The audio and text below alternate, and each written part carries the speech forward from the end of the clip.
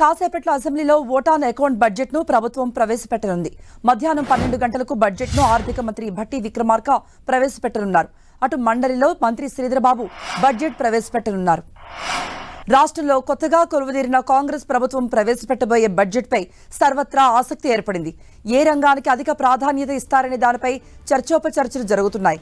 లోక్సభ ఎన్నికల సంవత్సరం కావడంతో కేంద్ర ప్రభుత్వం ఇప్పటికే ఓట్ ఆన్ అకౌంట్ బడ్జెట్ ప్రవేశపెట్టింది. ఈ క్రమంలో రాష్ట్ర ప్రభుత్వానికి కేంద్రం నుండి ఎన్ని నిధులు వస్తాయనే విషయంలో ఇంకా స్పష్టత ఉండదు. కేంద్రంలో కొత్త ప్రభుత్వం ఏర్పడిన తర్వాత పూర్తి స్థాయి బడ్జెట్ ప్రవేశపెట్టిన తర్వాత రాష్ట్రంలో కూడా పూర్తి స్థాయి కేటాయింపులు చేయనుంది రాష్ట్ర ప్రభుత్వం. పూర్తి స్థాయి బడ్జెట్ను మే లేదా జూన్లో ప్రవేశపెట్టాలని రాష్ట్ర ప్రభుత్వం భావిస్తోంది. లోక్సభ ఎన్నికలు సమీపిస్తున్న నేపథ్యంలో వచ్చే ఆర్థిక సంవత్సరంలో తొలి 3 నెలల కాలానికి సంబంధించిన కేటాయింపులే బడ్జెట్లో ఉంటాయి. ఏడాది మొత్తానికి అంచనాలు ప్రకటిస్తారు.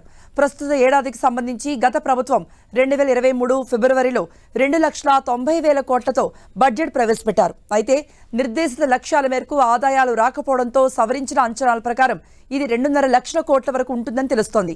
ఈ నేపథ్యంలో వచ్చే ఏడాదికి వాస్తవిక అంచనాలతో బడ్జెట్ను ప్రవేశపెట్టాలని ఆర్థిక శాఖకు కొత్త ప్రభుత్వం సూచనలు చేసింది. దీంతో ఈ ఏడాది బడ్జెట్ 2,95,000 కోట్ల నుండి 3 లక్షల కోట్ల వరకు ఉండే అవకాశం ఉంది.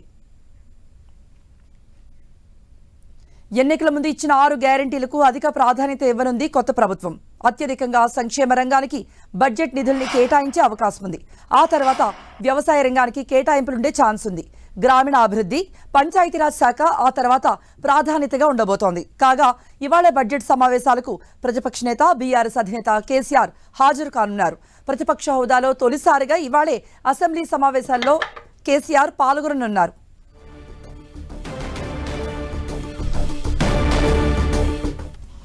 సో మరిన్ని అప్డేట్స్ లైవ్లో అప్డేట్స్ ఇవ్వడానికి మా ప్రతినిధి కొండలు కూడా రెడీగా ఉన్నారు.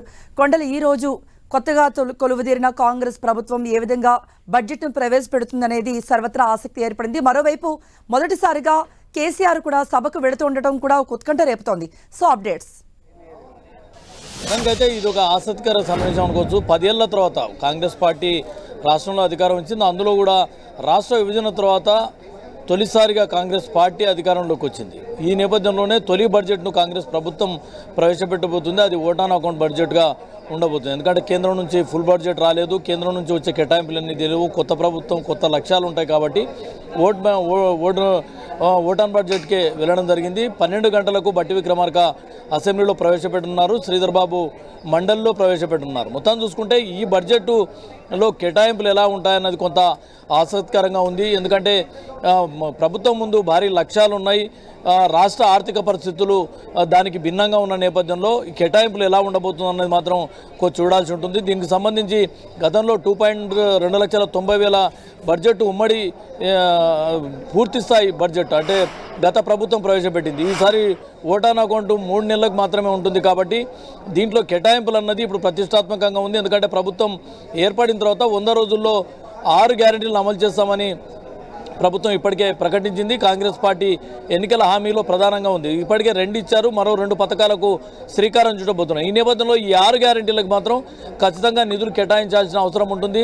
ప్రధానంగా అయితే రేపో ఎల్లుండో 1-2 రోజుల్లో 2 పథకాలకు శ్రీకారం చుట్టున్న నేపథ్యంలో ఆ రెండింటికి దీంట్లో నిధులను కేటాయించబోతున్నారు. దీంతోపాటు సంక్షేమ రంగానికి ప్రస్తుతం కొనసాగుతున్న సంక్షేమ పథకాలన్నింటి కూడా యథావిధిగా కొనసాగిస్తూనే అభివృద్ధి పథంగా రాష్ట్రం ముందుకెళ్లేందుకు ఎలాంటి నిధులు కేటాయించుకోవాలన్న దానిపై కూడా ప్రధానంగా దృష్టి పెట్టబోతున్నారు. మొత్తానికైతే ఈ బడ్జెట్ ముఖ్యమంత్రి రేవంత్ రెడ్డి బాధ్యతలు స్వీకరించిన తొలినాటి నుంచే రాష్ట్ర ఆర్థిక పరిస్థితులకు అనుగుణంగా ఉండాలి, రాష్ట్ర పరిస్థితులకు భిన్నంగా చూపిస్తూ కేవలం ఆర్భాటంగా ఉండకూడదన్న ఉద్దేశంతోనే వాస్తవిక బడ్జెట్ రూపకల్పనకు శ్రీకారం చుట్టబోతున్నామని చెప్పి ప్రకటించారు. దానికి అనుగుణంగానే బడ్జెట్ సమీక్షలు కూడా అదేవిధంగా కొనసాగించారు. ఉన్న వాస్తవ పరిస్థితులు చెప్పాడని చెప్పి శాఖల వారీగా లెక్కలు కూడా తీసుకున్న నేపథ్యంలో వాస్తవిక బడ్జెట్ను ప్రజల ముందుకు తీసుకొస్తామని చెప్పి ప్రభుత్వం చెప్తుంది.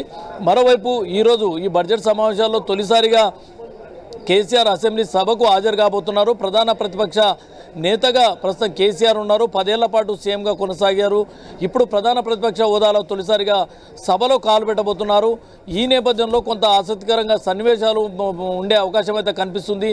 ఎలా సభలో ఉండబోతుందన్న చూడాల్సి ఉంటుంది. అయితే ఈ రోజైతే ఎలాంటి చర్చ ఉండదు, కేవలం బడ్జెట్ ప్రసంగం మాత్రమే ఉంటుంది. బడ్జెట్ ప్రసంగం పూర్తయిన వెంటనే సభ వాయిదా పడుతుంది. రేపు సభకు హాలిడే ఉంటుంది. ఎల్లుండి ఇరిగేషన్ సంబంధించిన అంశంపైన ప్రధానంగా చర్చ చేపట్టే అవకాశం అయితే ఖచ్చితంగా కనిపిస్తుంది.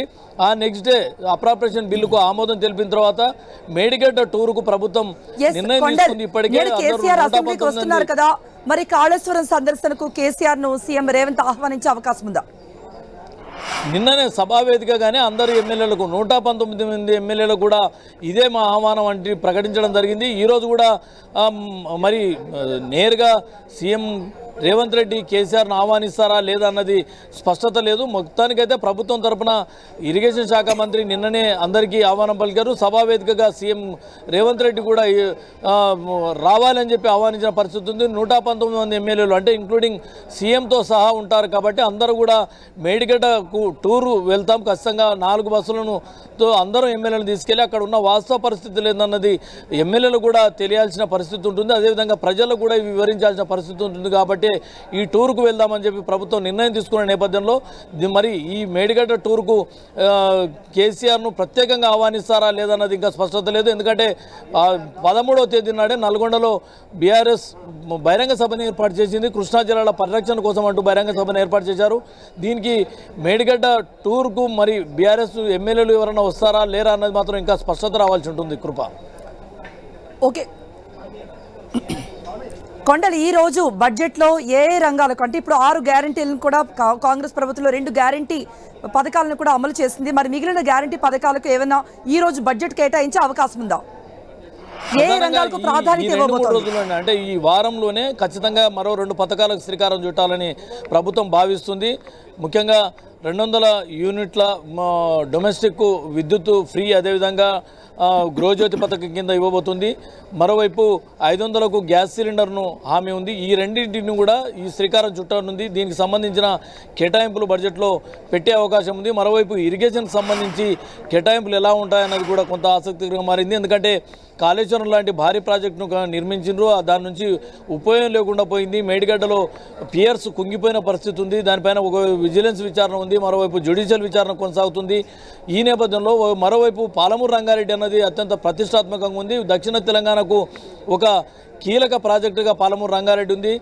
గత ప్రభుత్వం పాలమూరు రంగారెడ్డి పైన చిన్నచూపు చూసిందన్న ప్రధాన ఆరోపణలు కూడా చేస్తున్న నేపథ్యంలో ఈ ప్రాజెక్టును ముందుకు తీసుకెళ్లేందుకు ప్రభుత్వం ఎలాంటి అడుగులు వేస్తుందన్నది కూడా చూడాల్సి ఉంటుంది. ఈ బడ్జెట్లో కేటాయింపులు ఏమైనా ప్రత్యేకమైన కేటాయింపులు కేటాయిస్తారా లేదన్నది చూడాల్సి ఉంటుంది. ఏదేమైనప్పుడు కూడా ఇది కేవలం ఆ ఓటాన్ అకౌంట్ బడ్జెట్ నేపథ్యంలో 3 నెలలకు మాత్రమే పరిమితం అయ్యే అవకాశం ఉంటుంది. కాబట్టి సంక్షేమ పథకాలే అనుకోండి, తమకు ఏదైతే ప్రయారిటీగా ఉన్నదో అత్యంత ప్రాధాన్యం ఇచ్చే పథకాలకు ప్రధాన కేటాయింపులు ఉండే అవకాశం అయితే స్పష్టంగా కనిపిస్తుంది. కృప ఓకే కొండ.